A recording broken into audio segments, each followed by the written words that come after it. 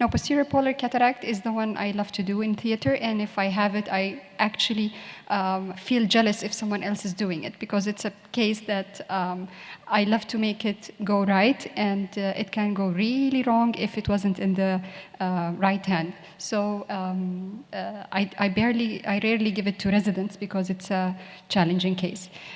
Polar cataract is a genetic disorder that has been attributed to 5 almost genes. It has a very unique appearance of a discoid opacity at the back of the lens, where it is actually almost attached to the posterior capsule, and there is thinning of the posterior capsule that can be attached even to the anterior hyaloid. In some cases, it was reported that there is absence of the posterior capsule as well. It is an autosomal dominant disorder, but it is not uncommonly found as sporadic. It may be unilateral or bilateral, and it has no other associated syndromes. Now, the clinical characteristics, it's actually composed of dysplastic fibers that have increased degenerative changes, and this is why it gives weakness to the posterior capsule. The posterior polar cataract can be graded, but I found this a little bit sophisticated for presentation, but it can either be stationary or a progressive type. The stationary type might not need surgeries until 30 or 50 years of old, while the progressive type might need surgery early on. When do we go for surgical extraction? If it is visually disturbing the patient in his daily activities, if it is embryogenic in kids, and keep in mind that make one challenge for yourself. Polar cataract by itself is a challenge, so if you have the chance to do it at an earlier time, don't wait until it becomes with nuclear sclerosis or with intumescence. The embryogenic part of kids, it has been graded. If it is only covering part of the red reflex, it is grade 1, and these cases are only managed by amblyopia screening and patching. If it covers more than 2/3, this is a grade 2. You have to put patches and mediatic agents. If it covers most of the pupillary margin and you can only see red reflex when you dilate the eye, this is a grade 3, and this you have to have very low threshold for surgery here. And for stage 4, when even when you dilate, you don't see the red reflex, and this is embryogenic for if it should be gone for surgery. When you counsel the patient for surgery, make sure you have an informed consent for the complications and vitrectomy, plus minus the ability to put a premium IOL or not, and also for the parents about the amblyopia. And if the patient comes to you at a later age, you don't know if he's amblyopic or not, do not promise him a 6/6 vision after surgery if you have no background history. Now, what would be the best surgical technique? For sure, do not go for extracapsular cataract extraction if you don't have to, because the higher rate of complications comes with ECC, especially when you deliver the lens. Phaco with caution, and only because you need to make sure that you don't touch the fragile posterior capsule. There should be no hydrodissection, may do limited, if in experienced hand, you can do a minimum hydrodissection or viscodissection, and you should do none of the lens dialing, because this can break the very fine attachment between the lens fibers and the posterior capsule. It should be caution.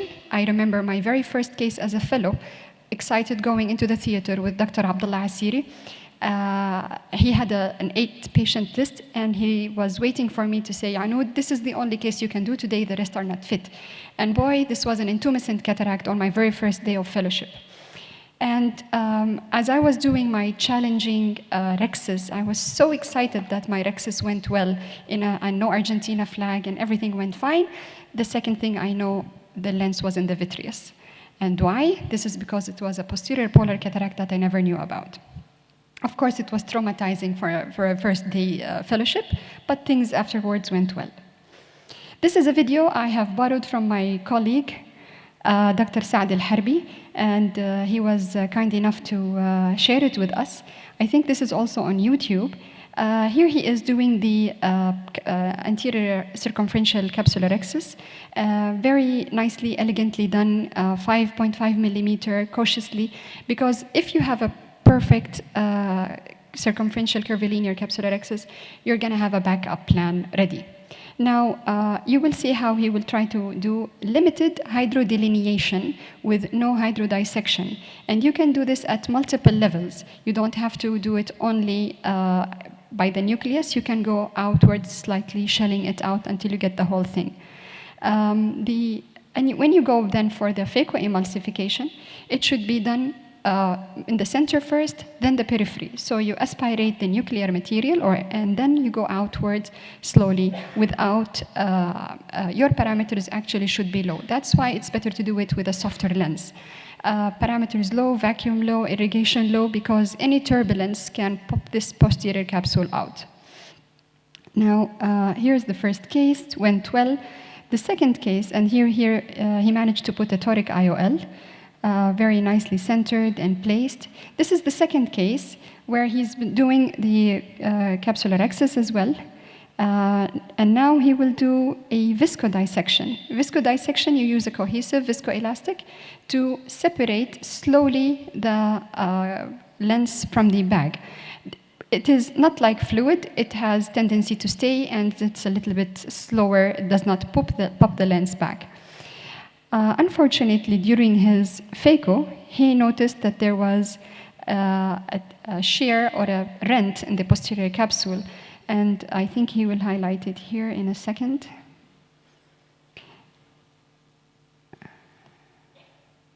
Yeah.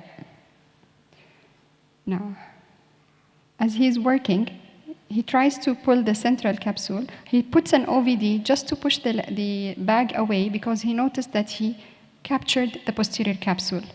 And this is not uncommon in cases of posterior polar cataract. However, he continues to put a multi-piece IOL in the bag as his backup plan went.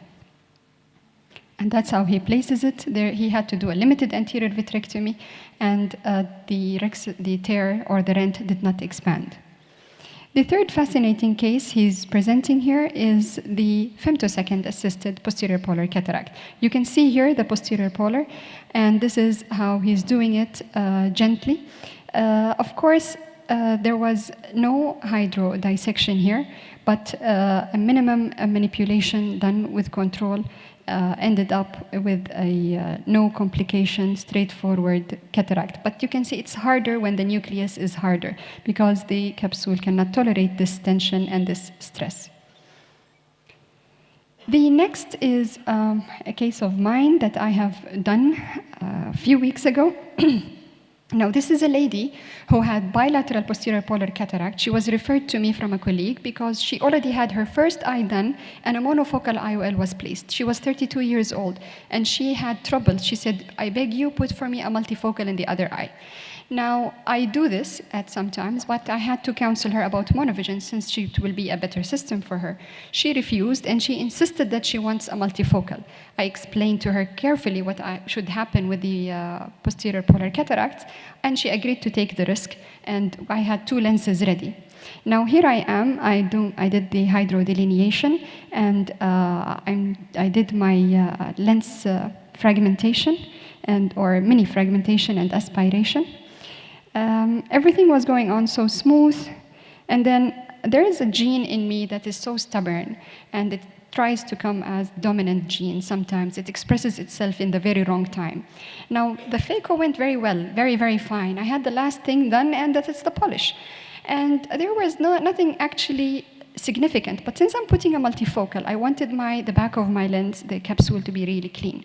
And here I am, trying to do now my polish. Yeah, that's it. And now, so you can see that I removed the cortex quite smoothly. Almost everything by 99.9% it was gone. There was just this thin fiber there next to the subincisional area that I thought maybe I should remove. And here, as you're looking, pop. Yes, that's me. Yeah. That's the gene in me. I don't know how to suppress this gene. Anyway, I teach myself not to panic. And when I notice this, all I have to do is stop vacuum, kick my left side of the foot pedal for the reflex, and with my other hand, I inject my OVD. The idea here now is I want to stop the rent from getting enlarged.